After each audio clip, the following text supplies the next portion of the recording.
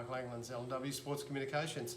This afternoon I wanted to show you an issue that sometimes happens with headsets. I've got a couple here that we've just got back from a customer who just had a major competition. Now, when they do that, they share the headsets around, so it can cause a few more issues than normal. But this one is quite common that we see, where people ring up and say, look, I've got this new headset, I've had it for a couple of weeks, I've only used it 5 or 6 times and now it's not working. I can't hear anything through it. So inevitably I go, okay, I think I know what the problem is. So I thought I just grabbed a couple here. These have come back and out of 5 of the headsets, 3 of them have got the same issue. So the speaker, they can't hear anything through the headset.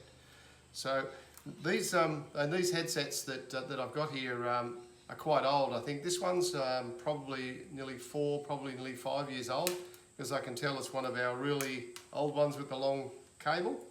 So it served the customer very well, and it does still work, except it has this one particular issue. I don't know whether you can see that, but right up in the curve, right here, is a little water droplet. So it's just simply water they've been using an earbud, they've had a bit of a wet day, they pushed that into there a bit further, and a bit of water's come from their ear and entered the tube, and it's travelled to about here, and of course that just blocks the sound.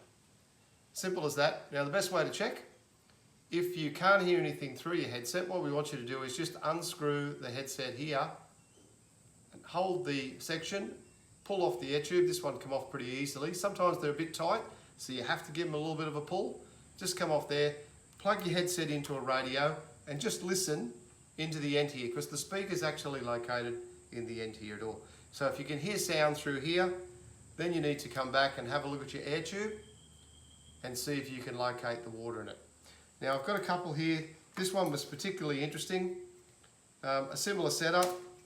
So this one, whoops, dropped it there. You couldn't see the water in the air tube until we looked in here, and it's going to be really hard to pick up, but there's water here, here, here, here, and here. All right, so how do we fix that? Well, it's really simple. Good old bike pump, put a ball inflation needle on it. All you need to do is then simply put the air tube over it, hold it here. Be careful not to spray it in your face, because it's got a bit of water in it, so make sure the end of the nozzle's facing away from you. Do it over the sink, and just pump a little bit of air through 5 or 6 times, and you'll find that will solve the problem. I'll just give that a good go.